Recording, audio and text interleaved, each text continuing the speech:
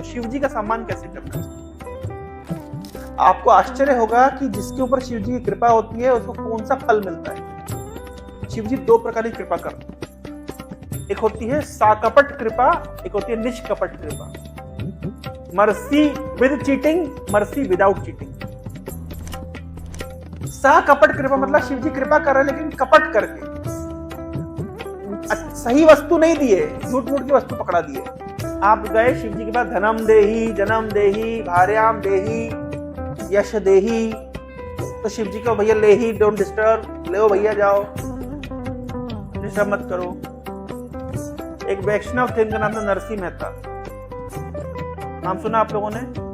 उनने एक प्रसिद्ध गीत लिखा है जो गांधी जी गाते थे, वैष्णव जन तो तेने कहिए, जे पीर पराई जा।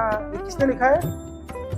नरसिंह मेहता ने लिखा है। नरसिंह मेहता भगवान कृष्ण के महान भक्त। ये महान भक्त बने कैसे? ये शिव जी के भक्त थे। तो शिव जी की जितनी उपासना करते थे, शिव जी के सामने आके खड़े हो गए। और नरसिंह क्या वरदान चाहते हो?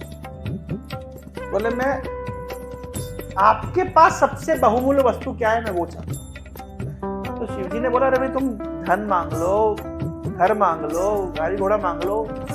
नहीं नहीं नहीं, मुझे सबसे जो बहुत आपके लिए सबसे महत्वपूर्ण वस्तु क्या है, आप किस वस्तु को सबसे ज्यादा खेलधारे समझते हैं, मुझे वही चाहिए। तो उन्होंने कहा मैं सबसे बड़ा तो कृष्ण भक्ति को मांगता हूँ। बोला मुझे वही वरदान चाहिए। तो नरसिंह मेहता को शिव जी की कृपा से कृष्ण भक्ति प्राप्त, ये होती है निष्कपट कृपा। और सकपट कृपा होती है, किसको मिली? रावण को मिली। धन मिल गया, यश मिल गया, पूरी पूरी लंका मिल गई। और जब जरूरत के समय शिव जी कान बंद कर लिए। लिखा गया रामचरितमानस में, पार्वती माता कह रही अरे आपका भक्त बुला रहा है, सुनिए। बोले मैं नहीं सुनूंगा, मुझे नहीं सुनना। बोले अभी तक क्यों सुने, अभी तक क्यों बचाया उसको? बोले अभी तक मारने वाला आया नहीं था, टाइम पास कर रहा था मैं, अब आ गया है, अब मैं नहीं सुनूंगा। देखिए शिव जी का भक्त, लेकिन शिव जी क्या किए? नहीं रक्षा किए रावण। क्यों? कपट कृपा की है लेकिन कपट कृपा, ये उटपटांग चीजें दे दी, धन धान्य देकर फंसा दिया। शिव जी की वास्तविक कृपा कभी ये है ही नहीं। शिव जी की वास्तविक कृपा है कृष्ण भक्ति। अगर कोई देवता अगर वास्तव में आपसे संतुष्ट है तो आपको भगवत भक्ति का वरदान देंगे।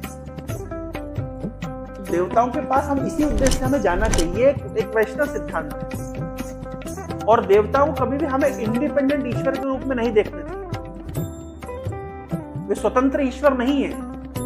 जैसे ये उसका उदाहरण मैं आपको देता हूं, ये जो लाइट जल रही है, ये जो लाइट जल रही है, ये जो लाइट है ये सूरज की रोशनी से आ रही है कि नहीं आ रही है?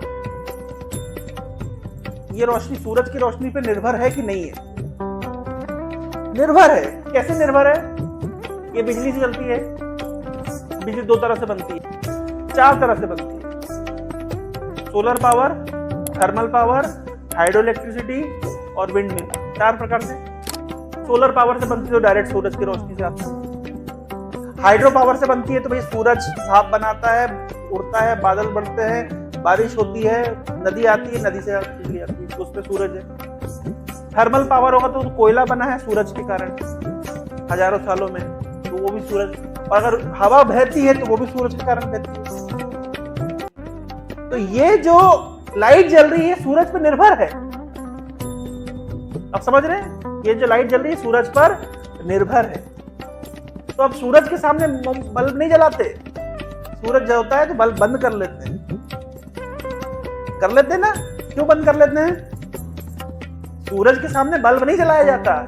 लोग क्या बोलते हैं? अरे सुबह हो गई, लाइटें बंद कर लो। कृष्ण के सामने देवताओं को हम नहीं रखते हैं। भाई आपका सीधे सूरज चमक रहा है वहां पे, तो बल्ब क्यों रखते हैं? और कोई अगर बोले कि ये जो लाइट है ये सूर्य से इंडिपेंडेंट है, तो मूर्ख है। इंडिपेंडेंट नहीं है, इसका प्रकाश सूर्य के ऊपर निर्भर है। देवताओं की शक्तियां भगवान के ऊपर निर्भर है, इसलिए देवताओं की स्वतंत्र पूजा नहीं की जाती। और विशेष रूप से वैष्णव मत में क्योंकि हम वर्ण किए हैं, तो हमें हमें देखना होगा कि पूर्ववर्ती वैष्णव कैसे कर रहे हैं। इसलिए एक नई लाइफस्टाइल, अब आप बोलेंगे कि अगर हम ऐसा करेंगे घर जाकर के ये उपदेश देंगे तो घर में झगड़ा झाटी हो जाएगी, जैसे कि मैंने बताया। तो उसका तरीका है धीरे धीरे धीरे धीरे ट्रांसफॉर्मेशन लाना चाहिए।